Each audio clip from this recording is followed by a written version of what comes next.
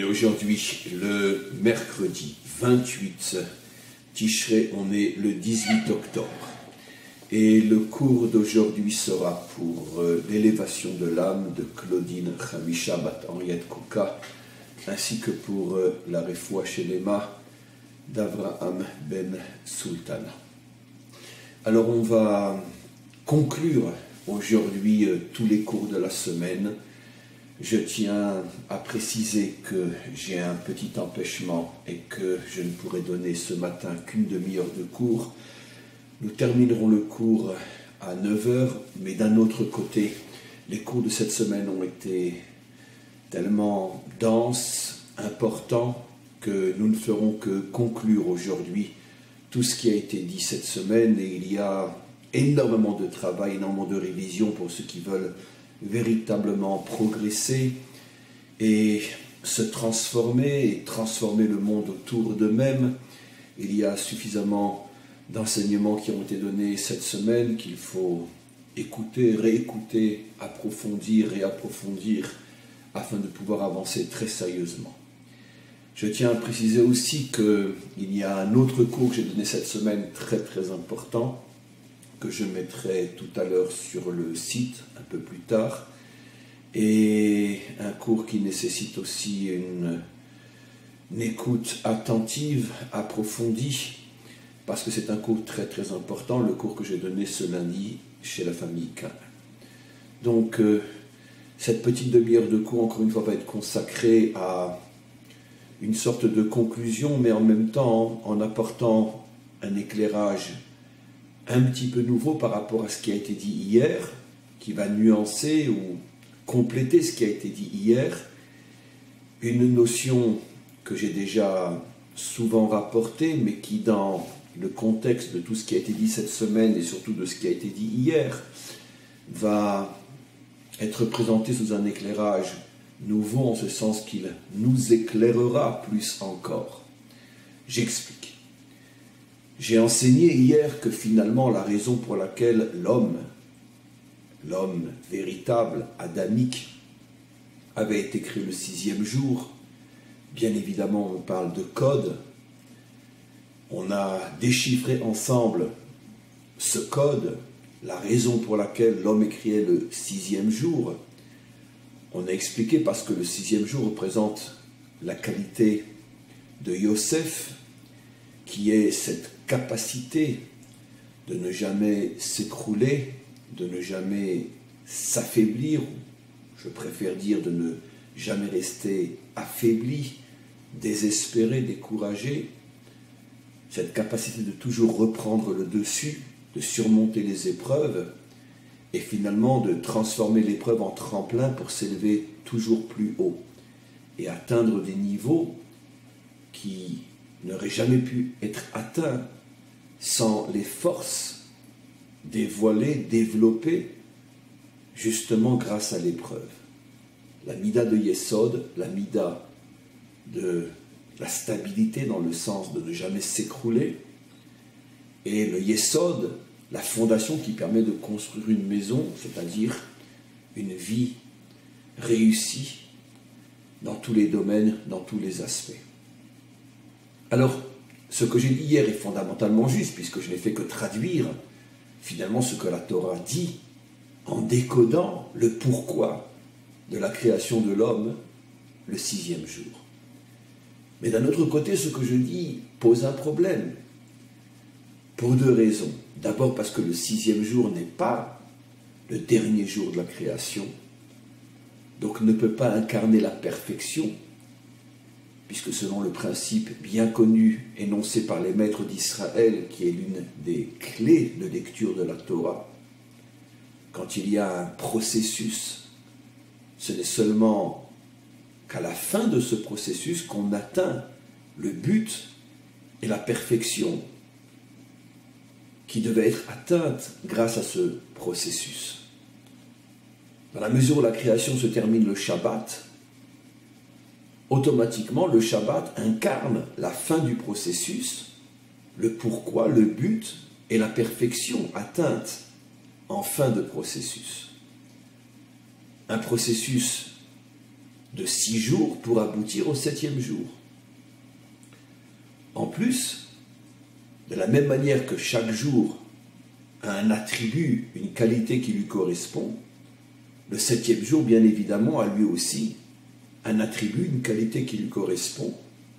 Cet attribut est, comme on le sait, le 7e, la Malchout, la royauté, incarnée par le roi David. Exactement comme nous l'avons vu pendant la fête de Sukkot, nous faisons rentrer dans notre soukha ce qu'on appelle les 7 ushpizines, les 7 justes qui sont invités, les 7 lumières, les 7 qualités qui se dévoilent chaque jour, l'une après l'autre, pendant les 7 jours de la fête de Sukkot. Le premier jour Abraham, le deuxième jour Yitzhak, le troisième jour Yaakov, le 4e jour Moshe, le 5e jour à Aaron, le 6e jour, jour de la création de l'homme, Yosef, mais le 7e jour enfin, qui est le jour le plus important de la fête de Sukkot, que l'on appelle Hoshana Rabbah, le grand jour. Ce grand jour est sous le signe du 7e invité, David, royauté. Donc, pour toutes les raisons évoquées et combien d'autres encore, on a donc un problème. L'homme aurait peut-être dû être créé le 7e jour et non le 6e jour. Comment l'homme peut-il être créé dans un jour représentant une qualité importante, mais qui elle-même, semble-t-il, n'est encore qu'une étape vers la perfection finale, celle du 7e jour, incarnée par la royauté, le roi David. Alors en vérité, la réponse est simple. En tous les cas, la première réponse que je vais donner. Effectivement, le 7e jour, le jour du Shabbat, regardez, relisez, réétudiez les versets parlant du 7e jour. Le 7e jour se termine par une phrase que j'ai déjà évoquée des centaines de fois dans mes cours. Asher bara Elohim la asot. Que Dieu, le maître du monde, a commencé une création, mais qui doit être terminée. Selon l'explication de Rashi, le mot la asot signifie parfaire, terminer. Il faut donc parfaire cette création. Dans la mesure où, comme on n'a cessé de le dire, la création est essentiellement son but, qui est l'homme, la dimension, l'identité adamique, on doit comprendre que l'homme aussi, et surtout l'homme, a été commencé par le maître du monde, mais qu'il doit être terminé pour atteindre sa véritable perfection. L'homme est commencé par le maître du monde, c'est-à-dire qu'au départ, il y a un travail qui est fait par le maître du monde uniquement. Mais ce travail doit être terminé par l'homme. C'est sa mission, le pourquoi de son existence. Et c'est lui qui doit terminer sa propre construction, atteindre sa propre perfection. Et dans l'esprit du cours d'aujourd'hui, on comprend très bien ce que cela signifie. Le maître du monde a créé l'homme en lui donnant, en le créant le 6e jour. Le maître du monde lui a donné la potentialité, l'essentiel des forces dont il a besoin pour qu'il puisse lui-même terminer son propre perfectionnement, pour qu'il puisse lui-même atteindre sa propre perfection. Il lui a donné 6 forces correspondant aux 6 jours de la création. Il a tenu à le créer le 6e jour pour que la 6e force soit la plus importante de toutes, car dans cette mission d'atteindre sa propre perfection,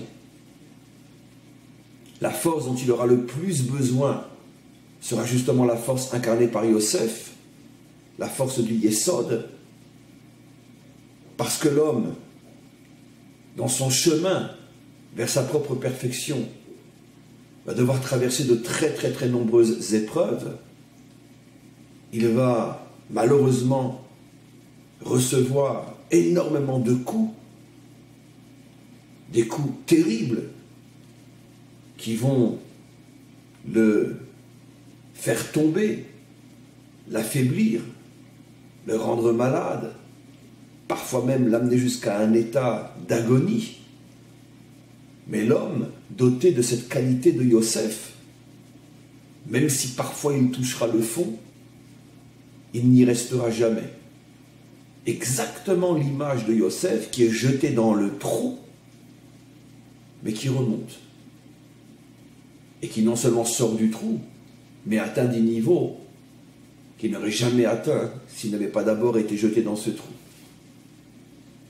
Le maître du monde savait que toute progression vers une perfection authentique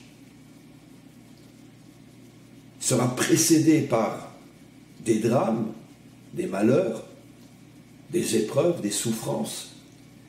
Et c'est la raison pour laquelle il veut inscrire cette qualité dans l'essence même de l'adamique, cette qualité du Yesod, plus que n'importe quelle autre qualité, toute nécessaire, mais pas aussi fondamentale que la sixième. Et c'est pour ça que l'homme est créé, le sixième jour. Mais le sixième jour, nous ne parlons que de la création commencée et terminée par le Maître du monde. C'est-à-dire de cette potentialité donnée comme un cadeau divin, donné par le Maître du monde et qui se trouve à l'intérieur de chacun d'entre nous. Maintenant, malheureusement, un homme à qui l'on a offert 6 cadeaux merveilleux, le 6e, le plus précieux de tous, un homme peut ne pas savoir, ne pas vouloir savoir qu'il est en possession de ces 6 cadeaux et continuer à vivre comme quelqu'un qui ne les possède pas. Il peut se mettre à rechercher ces cadeaux qu'on lui a offerts et en découvrir 1, 2, 3, mais pas le plus précieux de tous, qui est le 6e.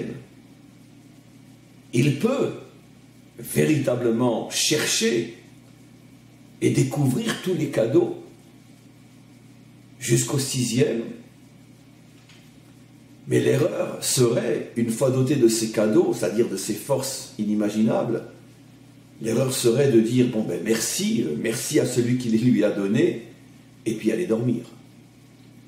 Et ne pas se rendre compte que ces cadeaux lui ont été donnés pour commencer, lui, son propre travail. Lui doit maintenant fournir les efforts qui justifieront les cadeaux qu'il a reçus et le pourquoi de ce don. Car le Maître du monde ne s'est pas amusé à doter l'homme de 6 forces aussi précieuses, et surtout la dernière, pour qu'il aille après dormir, comme s'il n'était pas en possession de ses forces. C'est exactement ce que nous expliquons dans ce cours. Finalement,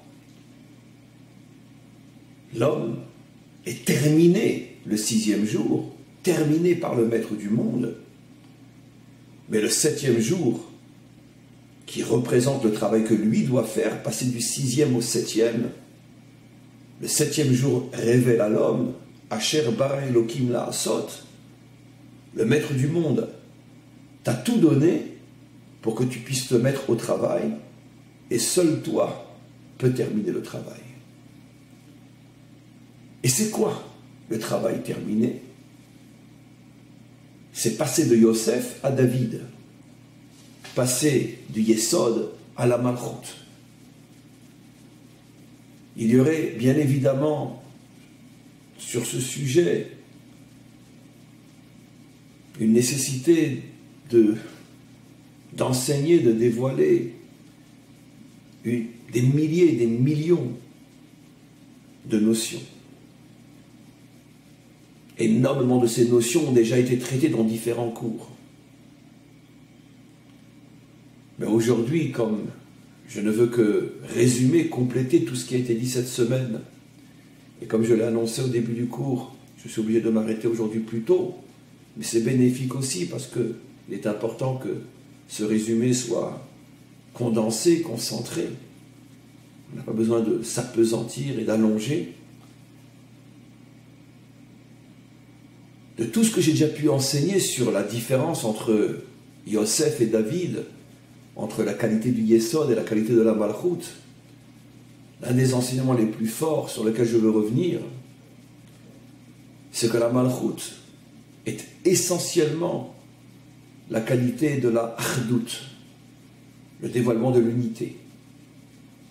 Tout simplement d'abord, au premier niveau, un dirigeant, un roi, a pour mission essentielle, s'il veut réussir, d'unir, d'unifier tous les citoyens et toutes les tendances, toutes les différences qui agissent à l'intérieur de son peuple.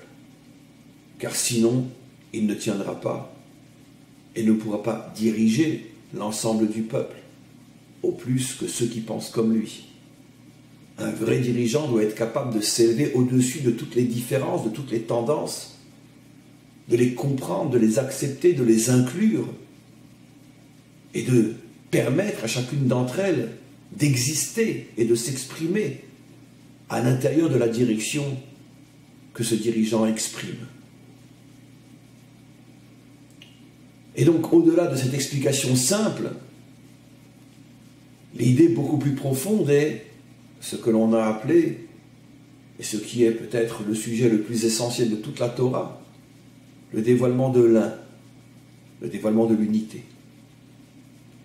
Effectivement, lorsque nos prophètes parlent de la délivrance, ils disent deux choses qui se complètent parfaitement. En ce jour, Dieu sera roi sur toute la terre. En ce jour, Dieu sera un et son nom sera un. Le dévoilement de la royauté et le dévoilement de l'unité sont les deux facettes d'une même pièce. Parce que le véritable dévoilement de la royauté amène au véritable dévoilement de l'unité. C'est-à-dire que l'homme a été créé par le maître du monde. L'homme a reçu 6 forces essentielles reçues par le maître du monde, mais pour qu'il puisse œuvrer, agir, afin d'amener l'unité dans ce monde. Et c'est à son niveau qu'il dévoile la 7e qualité, qui est la qualité de l'unité, qui est la qualité, de la royauté. Alors évidemment, chaque Ben Adam, chaque fils de Adam, a ce devoir, et donc cette force en lui, mais bien évidemment, cette force est différente au niveau de sa qualité, de sa quantité, d'un Ben Adam à un autre. Évidemment, il n'est pas demandé à chacun d'entre nous de devenir un roi, un dirigeant, dans le sens réel du terme. Parce que chacun a une mission, et chacun reçoit les forces qui correspondent à cette mission. David devait devenir un vrai roi. Le Mashiach sera le premier vrai roi sur terre, il sera le roi de l'humanité tout entière. Et c'est évident que David, et à plus forte raison le Mashiach, sont dotés de forces qui correspondent à la mission que le maître du monde attend d'eux. Mais il n'y a pas sur terre un Ben Adam qui n'a pas un petit peu de malchut en lui et qui n'a donc pas le devoir de réaliser à son niveau cette mission de achdut, d'unité et d'unification. Qu'est-ce que cela signifie concrètement? Ça veut dire que le premier devoir d'un Ben Adam est de s'habituer à écouter, à entendre, à comprendre, à accepter ce qui, au départ, lui semble tellement différent de ce qu'il est de ce qu'il comprend, de ce qu'il ressent. Que sans cet effort pour atteindre l'unité, il n'aurait jamais pu laisser une place pour cette autre personne, pour cette autre idéologie, pour cette existence tellement différente de la sienne. Mais après un véritable travail sur lui-même, il arrive à laisser une place à l'autre, il arrive à s'unir et à accepter.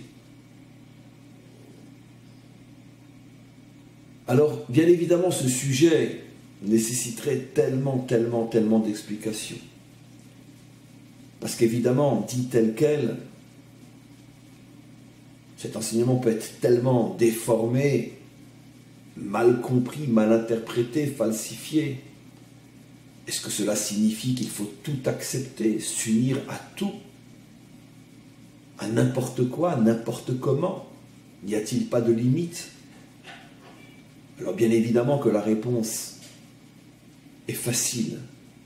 En tous les cas, si je veux qu'elle reste facile, car on pourrait bien évidemment tellement approfondir que ce n'est plus si facile que ça.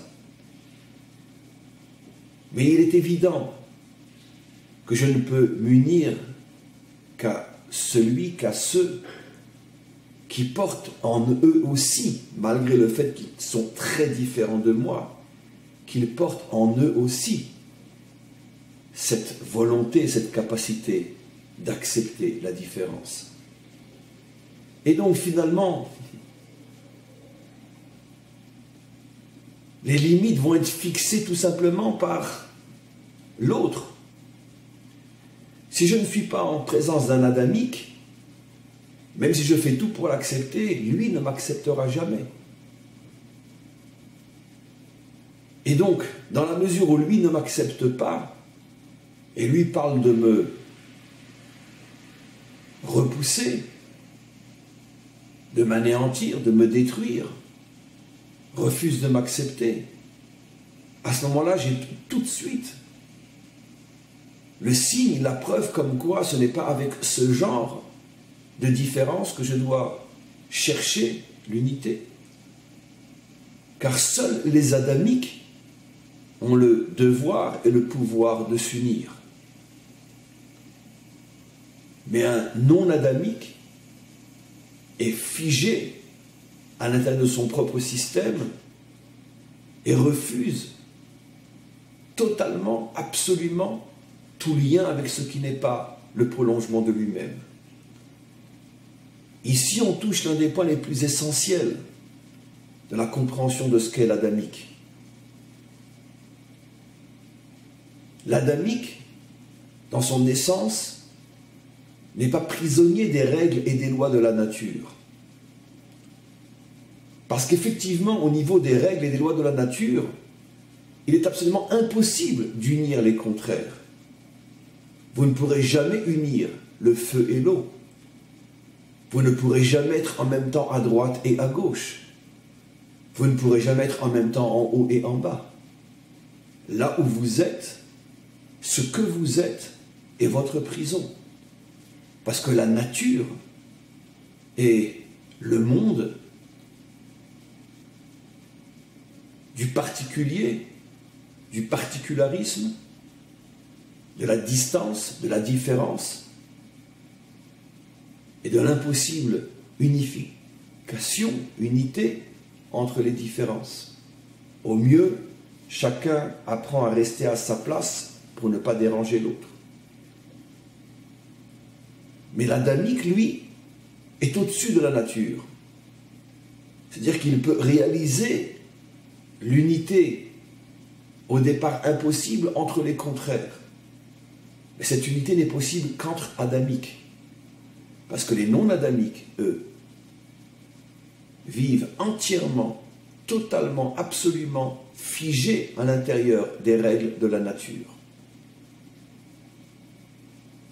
Donc, lorsque vous essayez d'écouter, d'entendre, d'accepter, de tolérer, et après de vous unir dans le respect et dans l'amitié à quelqu'un, à quelque chose qui au départ représentait tout le contraire de ce que vous êtes, et que vous y arriviez parce que forcément l'autre aussi accepte et veut y arriver, vous aurez tous les deux la preuve que dès le départ, malgré la distance incroyable qui vous séparait, vous étiez tous les deux des adamiques, et c'est pour ça que, ayant fait l'effort de vous rapprocher, vous êtes arrivés à vous unir, à vous respecter, à vous tolérer, à vous comprendre. Mais si, malgré tous vos efforts, sincères, authentiques, je ne parle pas bien sûr d'efforts hypocrites du bout des lèvres, mais si malgré tout, après tous vos efforts, vous arrivez à vous comprendre, vous accepter, vous tolérer et aller jusqu'à vous unir dans le sens d'une amitié profonde et d'un respect profond, malgré vos différences, parce que bien évidemment les différences ne disparaissent pas forcément parce qu'on est unis. L'unité se construit avec le ciment de la tolérance, de l'acceptation, de l'amitié, du respect. Mais les idéologies restent peut-être différentes, malgré l'unité qui règne entre les deux personnes. Si vous arrivez à cela, vous avez donc la preuve que vous étiez des adamiques.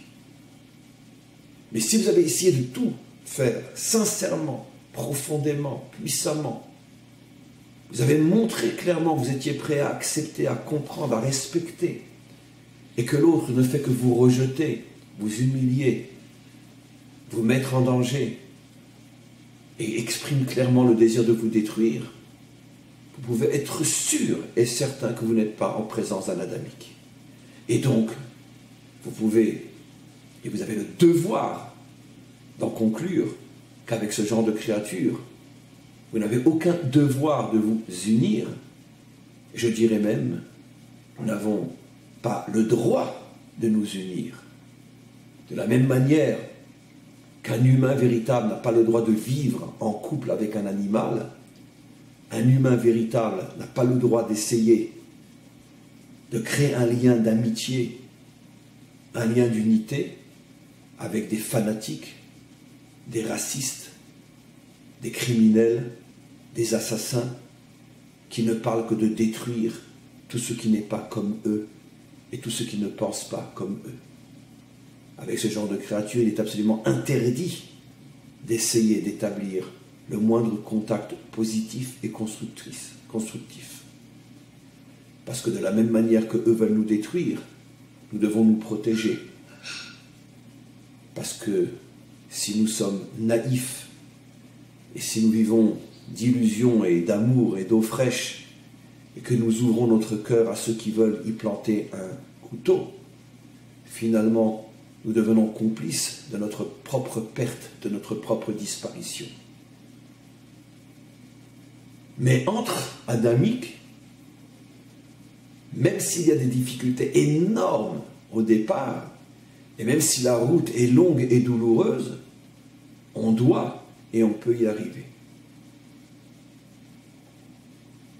Ce n'est un secret pour personne en ce qui me concerne, par exemple.